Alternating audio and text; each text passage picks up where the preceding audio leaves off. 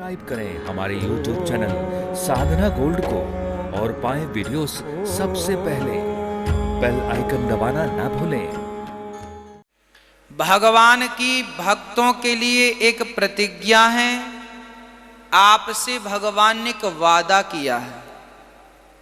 भगवान इस वायदे पर पूरे खरे उतरते हैं। भगवान कहते हैं अनन्यास चिंतयन्तो माम, जो व्यक्ति जो भक्त मेरा भजन अनन्य चित्त से करता है, अनन्य भाव से करता है। कैसे करता है? जो मेरी उपासना मेरा भजन अनन्य भाव से करता है, जो मुझे अनन्य भाव से भजता है, जो मेरे सिवा किसी और को नहीं भजता, ऐसे जनों को, ऐसे भक्तों को तेषाम नित्याभियुक्तानाम योगक्षेमं वहाम्यहम्, उनका योगक्षेम मैं वहन करता हूं।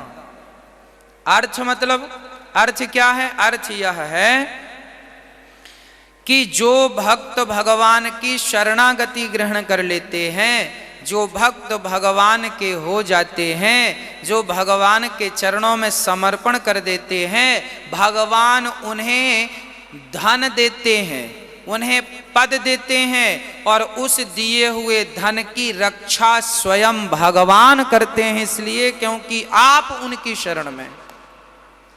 संसार से पाया हुआ धन विनाश हो सकता है, वो नश्वर है, पर जो भगवत कृपा से धन प्राप्त होता है, वो धन की रक्षा स्वयं भगवान करते हैं कि मैं तुम्हारी बुद्धि कभी भ्रष्ट नहीं होने दूंगा। आप जो भी भजन करते हैं, जो भी ठाकुर जी का चिंतन करते हैं, पूर्ण रूप से आप अपना मन भगवान के श्री चरणों में लगाएं और निष्काम भाव से भगवान का भजन करें। जब आप उनके शरणापन्न हो करके, उनके बन करके जब आप उनकी शरण में रहेंगे, तो फिर कभी भी आपके साथ गलत नहीं होगा, क्योंकि फिर आपकी समस्त जिम्मेदारियां भगवान उठाएंगे। सारी चीजें योगक्षेमं वहाम्यहम्।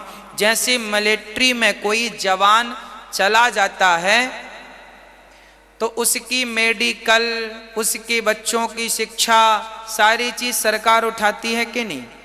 हमारे देश के जो जवान सेना में भर्ती होते हैं, उनकी सारी चीजें सरकार वहन करती है कि नहीं? क्यों? क्योंकि वो फौजी बन गए, क्योंकि वो देश की रक्षा में खड़े हो गए। तो उनके बच्चों को पढ़ाने का, उनको कम से कम पैसों में, जो सामान हमें बाहर 100 रुपये का मिलता है, वही सामान उनको 60 रुपए में मिल जाता है कैंटीन में, मिलिट्री कैंटीन में। तो योगक्षेमं वहाम्यहम्, जब आप सरकार के हो जाएंगे तो सरकार भी आपके लिए, हमारी भारत सरकार तो 60% फिर भी शायद लेती है या नहीं लेती, राम जाने, क्योंकि कैंटीन में जो सामान यहाँ 100 का मिलता है, वहाँ 60 का मिलता है लगभग, पैसे तो वहाँ भी लगते हैं।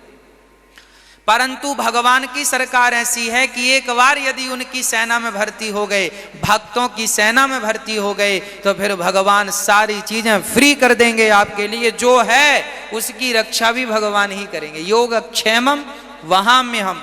इसलिए हमें निरंतर भगवत चिंतन करना चाहिए, निरंतर भगवान के श्री चरणों में अपना माथा रखना चाहिए और यही कहना चाहिए कि हे नाथ, मैं आपको कभी भूलूं नहीं और आपके सिवा इस धरती पर मेरा कोई नहीं है।